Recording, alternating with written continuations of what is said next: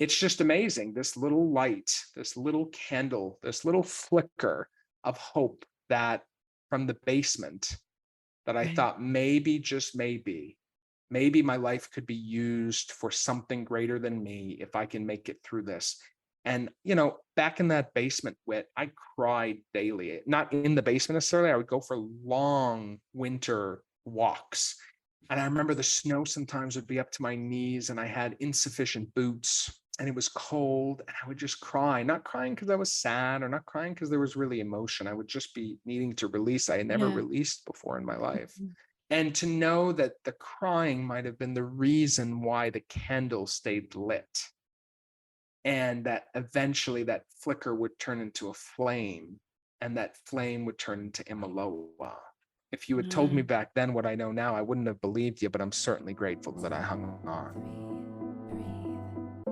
This is Unconditioning, Discovering the Voice Within, with Whitney Ann Jenkins. Hello and welcome to the 59th episode of Unconditioning, Discovering the Voice Within, where I bring on guests and we talk about the inner authentic voice and the challenges and the rewards that come from following it. This week, I have with me Jake Sasseville. Jake is a serial media, music, and hospitality entrepreneur, author, and podcaster. He is the CEO and founder of Imiloa Institute in Costa Rica and was the youngest host in late night TV history on ABC. And the White House named him one of the most innovative entrepreneurs under 30. Imiloa Institute is booked years in advance, and his clients renew at a rate of 86%. Inc. magazine wrote that Jake has more than enough chutzpah to scale any business, and Huffington Post wrote that he's built an impactful career at the intersection of culture and consciousness.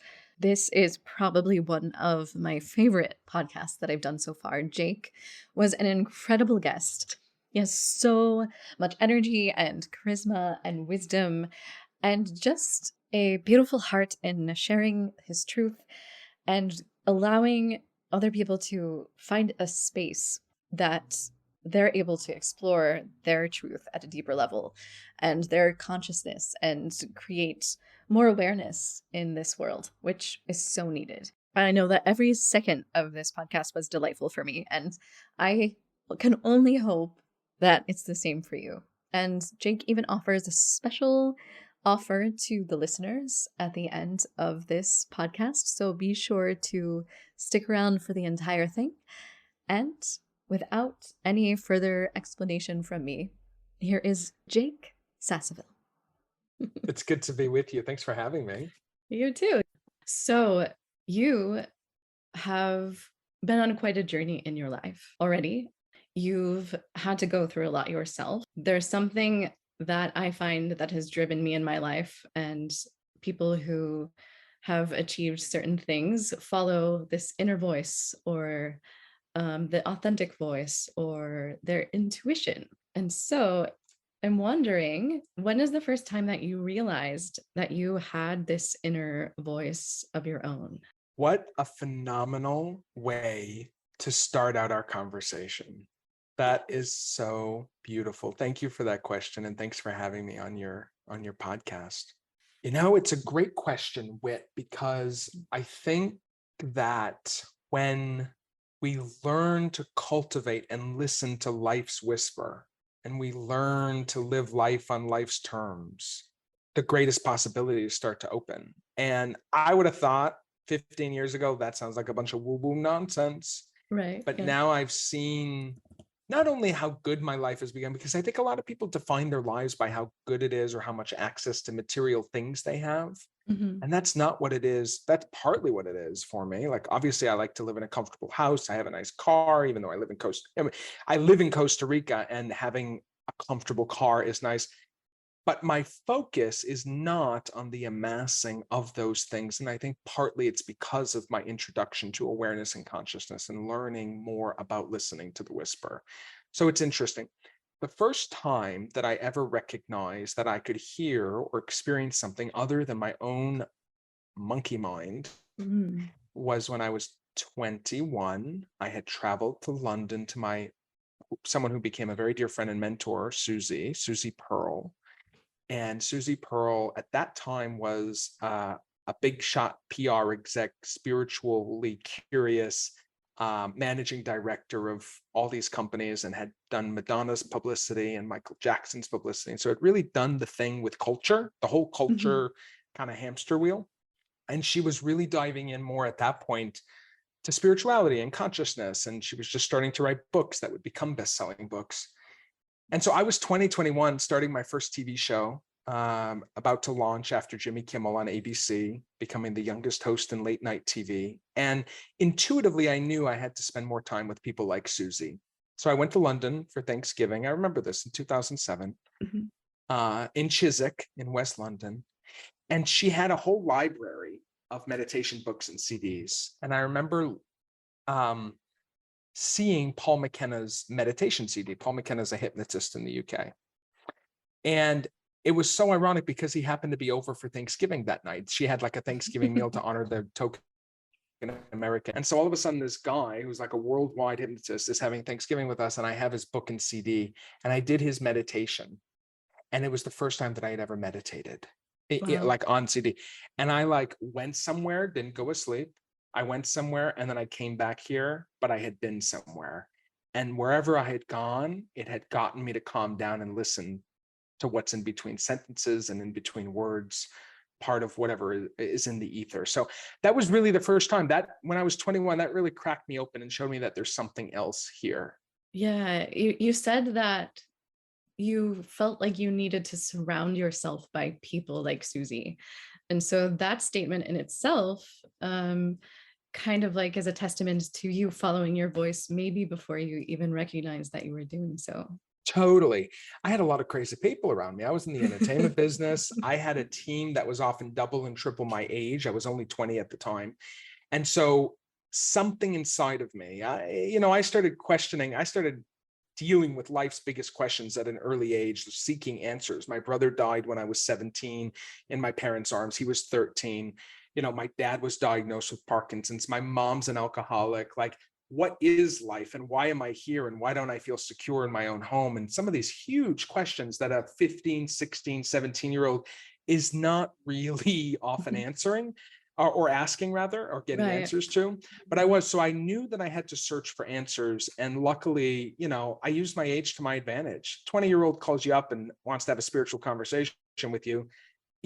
I don't care how busy you are, you're probably, if you're a spiritual seeker yourself, you're probably going to take a minute or two. And so I used that to my advantage. And I would travel around the world to visit authors whose books I had read and just wanted to be with them and wanted to learn from them. And so I did that all throughout my 20s.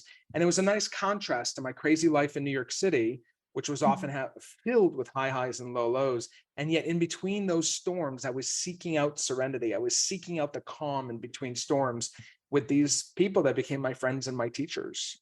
Yeah, that's fantastic. Isn't that cool? Yeah. So you said that when you did the guided meditation, that you went somewhere else. Can you describe that experience? Yeah, I haven't thought in detail about that in probably a decade, but I would say what I got. Well, I now have the words because I've studied about what happened, but we have 4, some would say 5 brainwave states. You and I are talking, we're probably in the beta brainwave. Then below that, there's alpha, which is like when you're just waking up in the morning, you're in an alpha brainwave. Then you have theta, which is your dream state. And then you have delta, which is deep sleep. Yeah. Basically, I mean, there's a 5th one too that some people argue, which is gamma above beta, which is where we are now. But anyways, what I experienced, the scientific explanation of what I experienced was I basically went into conscious deep delta. So I went into conscious sleep. And I had never done that before. I had either been asleep or been awake. Like I had never recognized that there was a way to go into like a deep state of conscious awareness. And so that's what I can liken it to. It was peace. I couldn't feel my body. I couldn't really hear things besides the guided meditation. It was as if I was in a void of nothingness, and yet everything was there that I needed. Didn't really notice my breath. And I was just able to see things. And I started to become very intuitive in those states as well. And then I recognized as I studied more about remote viewing and remote influencing, the stuff that the CIA uses, that I learned later that the CIA uses. These are states that you can actually access through training and that I had started to access. So we all have access to it. It's just a matter of training the mind to be able to get there. And, I could have gone down a different path with it all, of course, because it's kind of a nefarious, it's like, oh, this is the stuff that they don't want you to know. For me, I just used it to be able to chill out and calm myself down and recognize that there was more to life than what I was experiencing. Yeah. So when you have an experience like that, there can be a desire to perhaps like chase that state of being. Yes. So how did you, after having that experience, find a way to get back there again without trying to so hard? The truth is, this is such good. I mean, this is why I love doing different interviews, because these conversations are just so good. It's a great question. And the answer is, I started to get hooked for like a 3 or 4 month period. I would go and live in London with Susie for 3 or 4 months at a time. And I remember one time I was reading a book called Parallel Universes of the Infinite Self by Frederick Dodson, who's written 26 books on, probably more now, but back then, 26 books on parallel universes and reality creation and all of this. And I remember reading I could only read 2 or 3 pages of the book at a time, Parallel Universes. And I remember I read the chapter, or started to read the chapter on time travel. And I had experienced a moment when I time traveled. I went into a meditation at 5:15 in the evening. I set my timer for 45 minutes because I knew that I would have to be up at 6 to go in to dinner with Susie. And I woke up, or came out of the sleep session, at 5:00. And I thought it was 5:00 the next morning, but it wasn't. I thought maybe I had slept 24 hours, but I hadn't. And so for some reason, the clock had gone, or the time that I had experienced had gone from 5:15 to 5. So I basically came out of it 15 minutes earlier than when I had went into it. Now that might sound crazy, and it would to me too, but it's what happened when I was 21, 22. So I started chasing this stuff. I was like, oh, this is good. And then it stopped working. Mhm. The minute I started chasing it, and to be honest with you, I haven't time traveled since then. I can't believe I'm talking about time travel on a podcast. This is great. But I haven't experienced that since then. So like when I started to access things, because we're 20, right? I was in my early 20s. And so it's like, ooh, I want more of that. It became a little bit like a drug. Right. Yeah. But as I desired it more, the further away it went. And yeah, and I just learned to accept that. Now I just meditate for the the quality of the meditation and the quality of the experience. Yeah. So you went from, so after that period of time that you were with Susie, what happened next for you? Oh my gosh, that's such a broad question. Susie was the soft landing to what was often very heroic failures. So I would have a show that would launch, and then I would go $250,000 in debt and have to consider bankruptcy. And then I would come back from that after a year, and then something would fall apart. And in between those massive career free falls, I would run to the UK to be with Susie, just to learn, just kind of charging myself for the next one. And then, I really had my moment, my rock bottom moment, when I was 27. My house got washed away in Hurricane Sandy in New York City. My TV contracts all got canceled. My friends started to no longer speak with me because I had become a really kind of difficult person. Maniacal, I would say. I'd become maniacal. Some would even say megalomaniacal. And so I had to move from New York City, where my whole life was, because I didn't have anything. Money was drying up. And I had to move back in with my grandma in grandma's basement in Lewiston, Maine, in the middle of the winter. And I told grandma, I said, Grandma, I'll just be there for a month. And I ended up being there for 2 years. And it was a sustained spiritual awakening. So I had had moments, I had had glimmers, I had had meditations, I had had teachers, I had had interesting experiences, but now I was going to have to face myself. And it kind of goes back to what I said at the top of the show, which is learning to live life on life's terms. Right. That's what I got in that basement. I got that I could create from a place of surrender instead of hustle, that I didn't need to hustle or use people in order to be creative. And I couldn't have gotten that unless I was looking at 4 walls of a basement and snow outside with nothing going on and the phone no longer ringing. I had to be put into surrender in order to be able to accept the surrender. And it was very uncomfortable. Yeah, it's one thing to have those experiences like separately off, like in a place that you have experiences like that. It's another thing to integrate them into your life, and have them be a part of your daily existence. Totally. And I think luckily I had stumbled into and then started working a 12-step program. So that gave me a framework for what I was experiencing a bit, or how I could take action to have a practice for what I was experiencing. Because it's hard. A lot of people are trying to transform their lives. They're coming to retreats like the retreat center that we run here in Costa Rica. They are following people online. They are trying to introduce practices into their life. They're trying to eat clean. It's very hard to choose a new way of life, to choose a new uncharted way when you still have everyday life going on around you. And so even though Grandma's Basement, 2 years of it was some of the hardest moments of my life, because all my self-worth, remember, there's a quote by Wayne Dyer: if you are what you do, then when you don't, you aren't.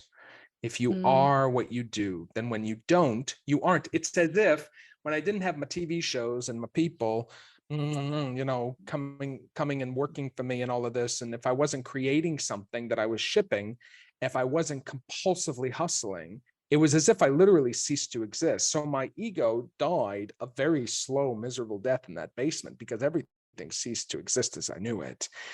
But that's what got me to start opening up to how life could be, deal with life in a whole different way, because suddenly I didn't have the distraction of work or teams or drama or fundraising, because the phone wasn't ringing, the snow started flying, and I was literally looking at me, myself, and I with a dog, and Grandma, thank God, was putting food in the fridge and gas in the car. So I had a little bit of freedom. Actually, I had a whole lot of freedom. I'll tell you, I was never happier. Even now, I'm very fulfilled right now. I love my life in Costa Rica, but I was never happier than when I had nothing in that basement, because I had nothing to lose, everything to gain, and I was fully present with life in a way like I haven't been since. And it was really special. Yeah. So you said that you were there for 2 years. So how long did it take you to be able to accept your situation and surrender to the idea of being there and So facing there were a few mile markers that happened along that route. So the first year I resisted it. Friends would buy me bus tickets to New York, and I would schlep to New York so that I could date, right? Because I wasn't going to date anybody in Maine. That's for damn sure. And no offense to anybody in Maine. I love being from Maine. Where are you from? What state are you from? I grew up in West Virginia. So Okay, so you understand what it's like to date people in West Virginia. Yes or yes? oh Okay. yeah. Oh All yeah. right. Yeah, I understand. I understand. Actually, there's a TikTok person that's from West Virginia that I used to be obsessed with. I had to get off of TikTok. I'm totally getting off subject. Baylin Dupree. I don't know if you know who Baylin Dupree is. I'm gonna confess something, that I don't engage in TikTok at all. So I'm not sure. Well, I'll tell you right now that I had to get off of TikTok because I was getting up at 4 a.m. in the morning just to scroll through TikTok. And I thought, this is a problem. So I had to completely get off there. I actually am off social media now for a year. Right now for my birthday, I got off of social media for a year just to see if I could do that. Anyways, back to your question, which is how did I know? So I would be dating in New York. I would be visiting friends in New York. I was starting and failing at five. I started and failed at 5 businesses that first year in the basement. And so the reason why I'm sharing those 3 things with you and your audience, Whitney, is because that was how my resistance played out, right? My resistance to not accepting what was by trying to create stuff, trying to date people, trying to compulsively travel so that I didn't have to actually face my situation. Meanwhile, I was asking my friends to pay for it all. And because I had no money, I had no opportunities, I had no jobs, and I was starting and failing at 5 businesses. It was in the second year that I started to let go. I didn't keep traveling to New York. I started to cultivate a community life in Lewiston, Maine, where I had grown up and resisted being from for so long. And it started to really, something just clicked for me. It was after doing the 12 steps. I was sponsoring others in my 12-step program. I found tremendous joy doing little community activities and service projects. I started a podcast. Grandma didn't have internet, so I started a podcast in a Dunkin' Donuts parking lot in her car that ended up with 250,000 downloads a month after just 3 months. And I ended up making a ton of money from that podcast, like 10, 12,000 a month. At the time, it was a lot of money because, first of all, it was a podcast in 2013. Like, what the F? And second of all, I was just literally talking to people from my grandma's 2004 Jetta in a Dunkin' Donuts parking lot. Like, Right. what? So, but that was the second year. That's when I had essentially surrendered. And I think a lot of people think that surrender is like giving up. For me, it's just about turning over. It's just about letting go and letting God, the God of my understanding. I don't want it to be difficult for people to listen to the God word, but these ideas of that we learn in our 12-step program, my 12-step program, just about higher power and the higher power of your understanding. As I stopped trying to exert my own self-will over situations, which is what I had done in the first year in the basement, finally started to let go. And I finally started to say, okay, show me where I should go, who I should call, who you would have me be. Yeah. You're not putting so much pressure on yourself, but allowing someone else to Exactly. step in. Yeah. So much of my misery and difficulty, even though I was often applauded for my incredible courage, was because I was just fueled on my own self-will. And that can only go so far. People don't realize that. People in their 30s and 40s and 50s, they might be still on their self-will train, but that eventually, that can only go for so long if you actually want to be fulfilled and aligned in life. That's what I believe anyways. Doesn't mean you don't work hard. I mean, I'm probably working harder in my life than I ever have, but I'm not doing it for the results. I'm doing it because of the thrill of taking action.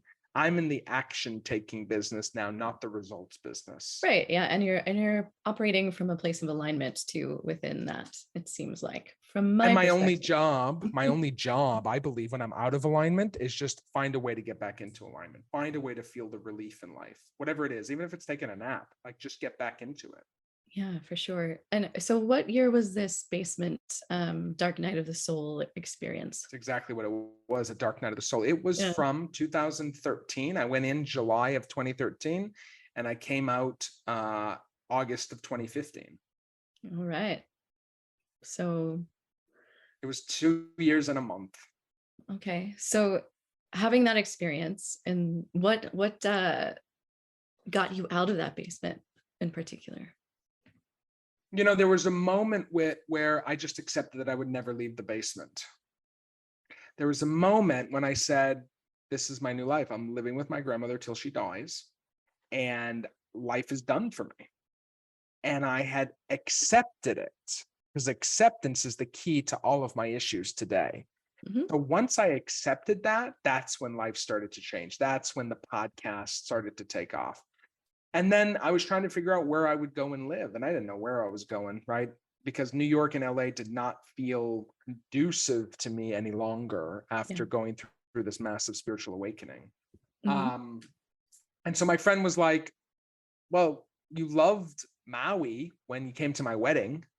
I was like, you think I'm going to move to Maui? I mean, that's the most expensive island in the world. I'm in a basement in the middle of a mill town in Maine, okay? And she's like, take action, turn the results over. Because that's what I was always saying, right? I was like, oh, I'm in the action taking business. So I found a house. I applied for a house on Maui. It's a big old house, 4,000 square feet. My plan was that I would Airbnb the cottage out back and live in a big old main house and just enjoy life on Maui. I didn't know what I was going to do. Anyways, I applied for this house. I had no business applying for it. I had about a 500 credit score. I mean, I was deep into it. Even though I was starting to make money again, I didn't show a lot of money on previous tax returns, owed the IRS a whole lot as well. And the property manager called me back 2 weeks later and she said, you can have the house if you want it. I was like, what? Is this how life works? That I can just have what I want if I want it? Like, if you want it, you can have the house if you want it. It was just such a testimony to me at the time. I was like, oh, this is how things work. This is pretty cool. And so, 3 weeks later, I moved from grandma's basement to Kula, Hawaii, which I woke up the first morning and I went for a walk and I saw Oprah and Gail. And I was like, okay, I went from grandma's basement to Oprah's neighbor. That's interesting. That was a little surreal. And I ended up spending 3 years on Maui. Never thought I would leave. And, I ran the Airbnb in the backyard, which was great. It paid for the whole house for the whole 3 years. It was never empty. And as people came to visit me in the main house, I realized that people really want to feel at home in whatever transformational activity they're doing. My house became a space for people to transform their lives, come and, I never charged people. I just invited people. I ended up having hundreds, if not thousands of people to my house over 3 years. And that's where the seed for my next venture would start. So it was all just by taking action, turning the results over. It sounds ridiculous saying it, but it's totally true. Yeah. Following your intuition and your internal guide, your voice, and unconditioning from these structures that you were a part of for so long. And by the way, not listening too closely with people who had adverse reactions to it. Because when I started doing this, people were like, I'm sorry, what?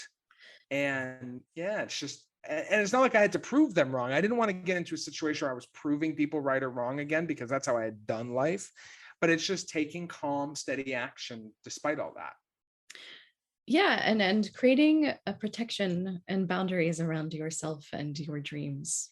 Yeah, exactly. Yeah.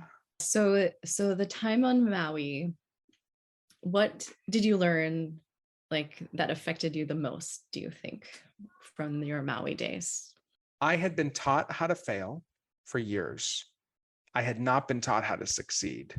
I had been taught how to live paycheck to paycheck and within my means. I had not taught what it looks like to live abundantly or profitably. I remember my parents, I mean, you don't know this, but my parents made $20,000, $30,000 a year. I mean, we were lower to middle income. We lived on the wrong side of the tracks when I grew up. Money was not seen as something that was even possible. Like, it was just like, yeah, I was such an anomaly for going to New York, wanting to be in television. I don't know where I got all that from. Probably a whole lot of pain somewhere deep down, trying to turn my pain into purpose, as I say now, but I'm just trying to make sense of it all. But I think what I learned there was what I learned in Maui specifically. I remember, because I had breakdowns over this. People might think this is ridiculous, but I lived in such a gorgeous house, in such a gorgeous neighborhood, on such a gorgeous island, that I had beauty around me all the time. The smells, the views, the people, the music. It was like sensory overload of like gorgeousness. And I had a really hard time accepting that.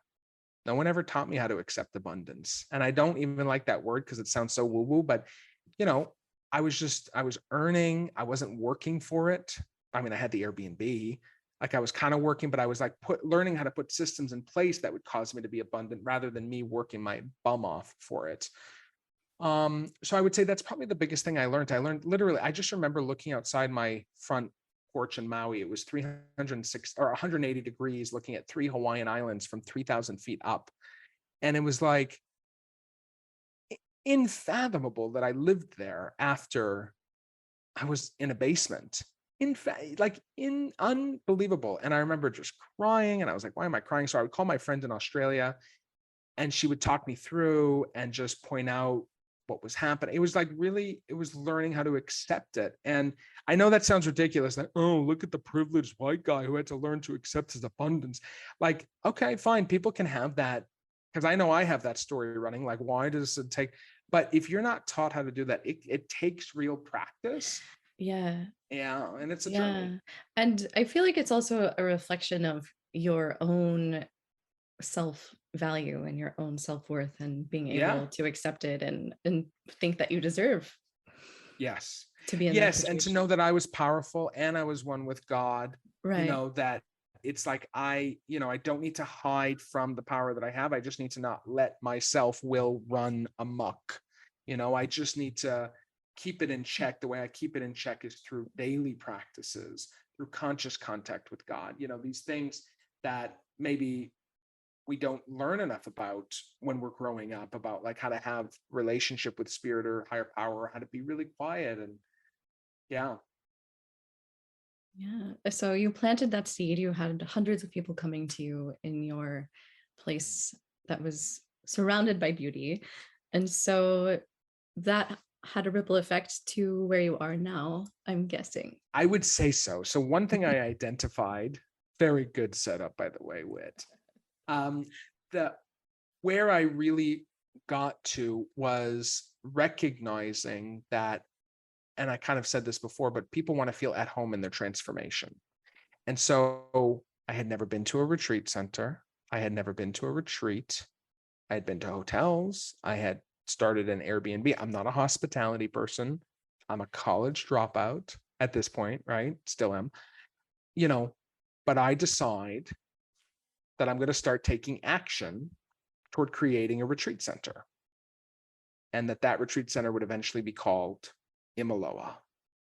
And it was named by a Hawaiian elder who found out the vision of leading human beings from a spirit of service and a posture of learning, reconnecting humanity with its head, from its head to its heart, doing so through the vision of an intercontinental institute. One on every continent is the original vision of Imiloa. The woman who named Imiloa, she said, what you're speaking of is Imiloa. She was a Hawaiian woman. And Imiloa literally translates into exploration driven by a sense of wonder and imagination. Exploration driven by a sense of wonder and imagination. And that animated the path. And it took 3 years for Imiloa to be.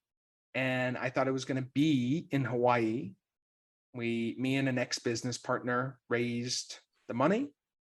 It didn't get greenlit in Hawaii. The next continent was always Central America. So within 40 days, I had made an offer on top of a mountain, 4 hours away from the capital. I had gone back to Hawaii, the capital of Costa Rica. I had gone back to Hawaii, liquidated my 4,000 square foot home in 30 days, 40 days. And then all at once, June 1st, 2018, moved to Costa Rica and built what would become Imiloa in the middle of the jungle on top of a mountain at the end of a road out on the edge of a cliff. And it is gorgeous. It sounds like it. You're going back to your roots in the middle of nowhere, right? You're referring to Maine? Yeah. Maine, in some ways, yeah.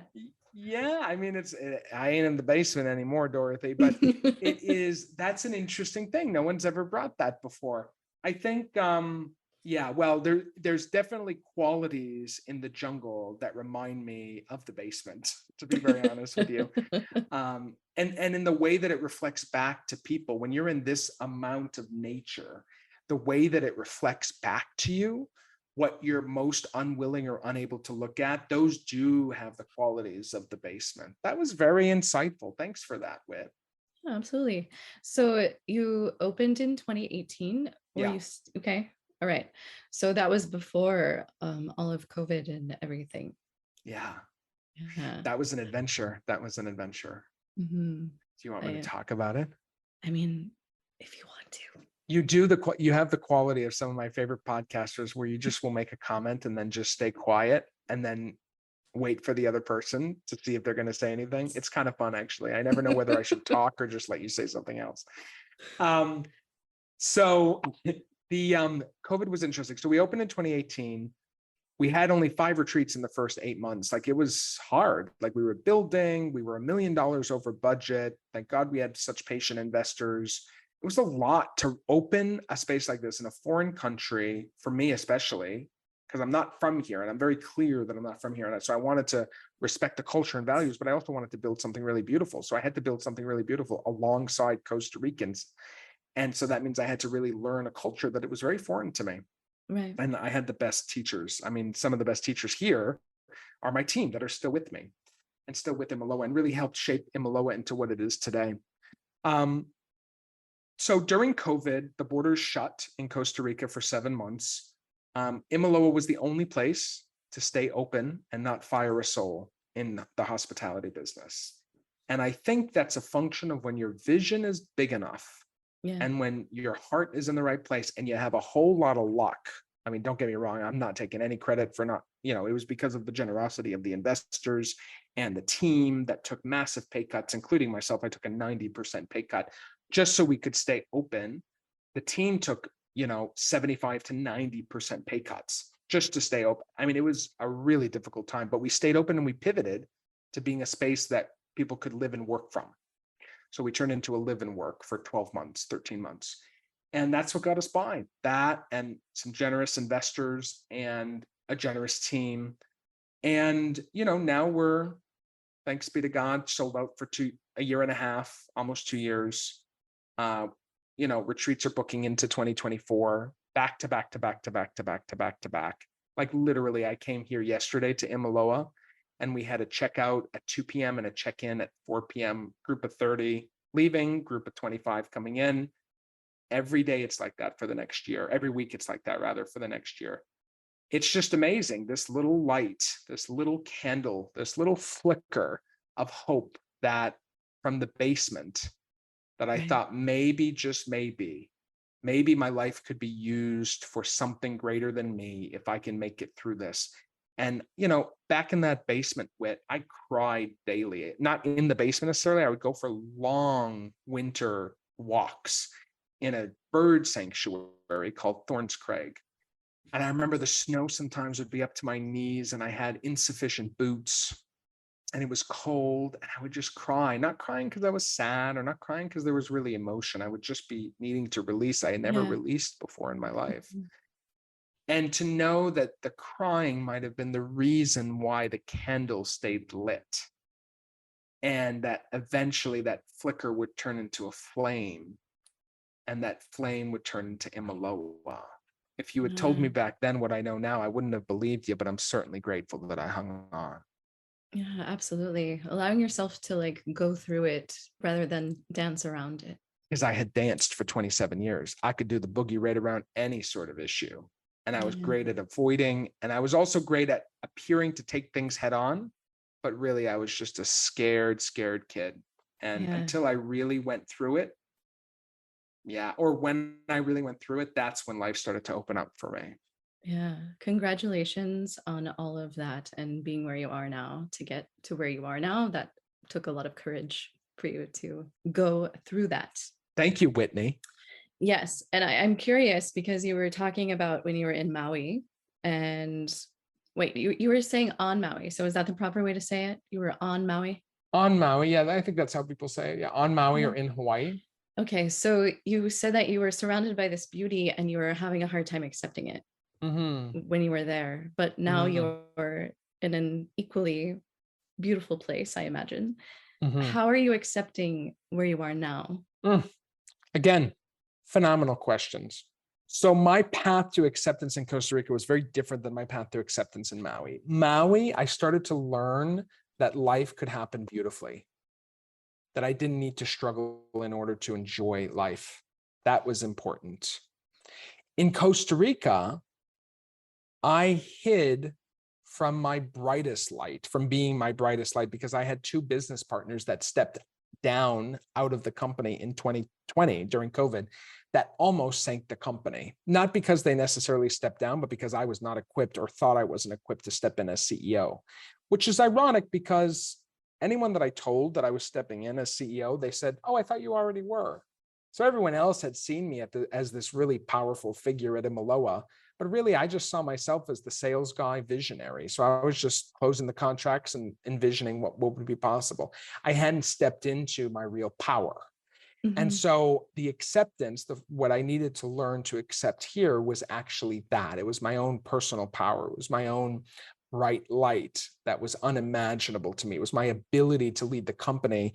It was equivalent to a plane careening toward a mountain during COVID and getting that plane not only stabilized with everybody safe, but then back up to 30,000 feet over the last 2 years. Took some real soul searching, because I said no 3 times to the investors when they asked me to step in as CEO. I was like, I am not the CEO. They're like, either that or we sell it. And I was like, okay, I'm the CEO. Because the dream, right? The dream was still there. The fire was still there. The flicker was still there. And I had dealt with the basement. So I felt I could deal with anything, including a global pandemic in the tourism business in a developing country. Interesting amount of variables against you there. Right. So I would say just accepting my own ability, because I had spent so much time in my 12-step program experiencing and just exploring my own powerlessness to really change anything about my life. And now I was in a situation where I had to depend on my own, ability, I don't even know if it's ability, but capacity. I had to build my capacity to show up for others in a way like I never had before. And it really transformed the way that I look at building businesses. I would say before COVID, I had secretly believed that I was the X factor in everything that I did. And I recognized the divinity and possibility of what a well-oiled machine known as a team, when a team is well incentivized, not just financially, but when it's a safe space, when there's personal and professional development happening, when it really is from a place of we instead of me, when there are core values that are leading decisions like hiring, firing, promoting, and different decision making within the company, that transforms, first of all, the pressure on a CEO. And second of all, it transforms the trajectory for a company and what's possible for that company. So that's what I had to learn to accept and recognize in Costa Rica. Well, that's not nothing. That's not nothing. And it's a great question because, one of the things that I've been really toying with, Whitney, is moving away from the grandma's basement story in the conversations that I have, because it's such a grounding thing for me. Literally, I was in a basement, but that's so in the past now for me. That's Right. almost 10 years ago. And what's more recent is what you just asked about in terms of Costa Rica and stepping into my light there, or, my capacity there. So I thank you so much, because it's causing me to reflect about how I want to show up in the world. Yeah, accepting your light and not letting it be diminished by those who are around you, to be conditioned, right? Because we can recognize our light, but to take it out there into the world is quite another task. And by the way, I now have huge amounts of compassion for people who are shyer than me, because I'm not particularly shy, who are more timid, who are also struggling with that, because I am a strong-willed, loud personality who is still diminished, allowed himself to be diminished by the two business partners that he had. And I shrank. And so if I shrank as a super powerful, person who takes up a lot of space in a room, like I take up space when I'm in a room, like there's a strong energy body here. If I can shrink, and if I can hold back my own capacity and be timid, I have so much compassion for people who are just naturally shy or timid, struggling to share their light. And I just hope that by sharing these stories that, people can see, and not even see, but people are invited to consider a different path. Yeah, or just living within your authenticity and the light that you are, I feel like is an example for other people. Yes. And sharing it is permission. Yeah. Sharing it is permission.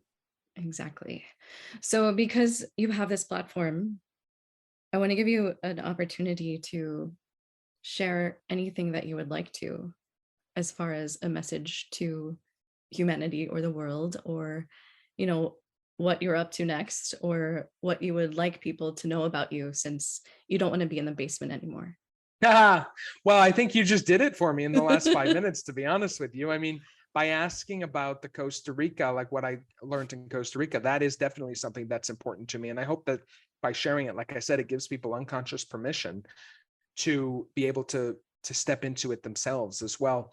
In terms of sharing with humanity, gosh, I think that anytime, one of the reasons why I love having these conversations is that anytime you have a really good asker of questions, and you have someone who's willing to show up and answer, that magic can exist in the room. And I feel like that's what we've been doing for this time together. And so I would say any message that I have for humanity is contained in the previous, 30 or 40 minutes of us talking. Really, yeah. Because I think the magic is in the asking and the answering. It's not me opining or having a monologue. For sure. I appreciate that. So what is your vision for Imiloa? Where do you see it going? I think for the first 4 or 5 years, I had really visioned it being stable and stabilized, because it's had so many challenges in its first few years. I'd like to see it profitable. It is profitable for the last year and a half. We also brought it to profitability straight out of COVID, which was pretty extraordinary, first time in its history. But I think with profitability comes possibility. And the way we're geared to our 38-person or 40-person team is we create possibility. Our word creates our world, and we create possibility. And so I think profit can also help create that possibility for the families that we employ here in the town and in the different continents that we'll eventually expand into. So it's running a profitable, healthy company. It's opening a second profitable location. We have a lot of demand, as I suggested earlier. And so I think us finding a way to probably open a second location closer to us here in Costa Rica than maybe we expected. Maybe we expected to go to another continent right away. And it might make more sense as a leadership team to cultivate something a little bit more within an arm's length reach away.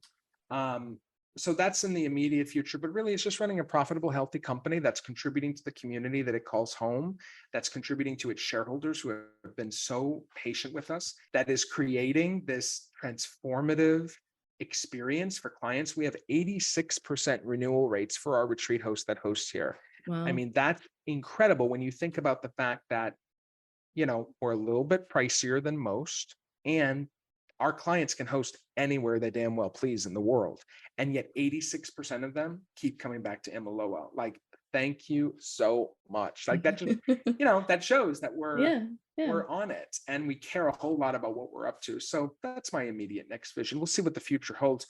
Lord knows if you had asked me 5 years ago what the future holds, I would never have been able to even make up this story. So it's like, let me not futurescape too much and let me just stay as present as I can and in service to people as much as I can, and as present with people as I can, and good, fun, interesting, dynamic, exciting things come from that place. Yeah. So if listeners would like to learn more about you and Imiloa and what you guys are doing, where can we guide them to? Well, I am off social media for a year, which is a damn miracle. So they can go to Imiloa's social media at Imiloa.institute. And if they join us on any signature retreat and use the code word Jake at checkout, we'll give them $400 if they'd like to. Come on any signature retreat, and they can find out about the different retreats at imiloainstitute.com. All right. Thank you so much. I'll add those into the show notes so people can click on them very It's easily. nice if people are wanting to come to Costa Rica. Yeah, it sounds like a good time to me. Yeah. Yeah. So I do have one last question that I like to ask to wrap up the conversation. Sure. And that is, if your inner voice had a billboard, what would it say to the world? Oh my gosh, I have heard your podcast before. I just recognized because you asked this to everybody. I do. And I literally listened to it and I was like, what a question. I could never answer that if I had ever been asked that. Oh my God, I just recognized who you are. This is so much fun. Oh, wow, that was a moment. If my inner voice could say, and I remember being so stumped, I had to pause it before I heard the guest's answer. I mean, you can take your time because we can edit it out. No, but this is part of the fun though. Now people can have a real moment with this. Okay. I don't think it's that technical of an answer. That's my initial thing. It's,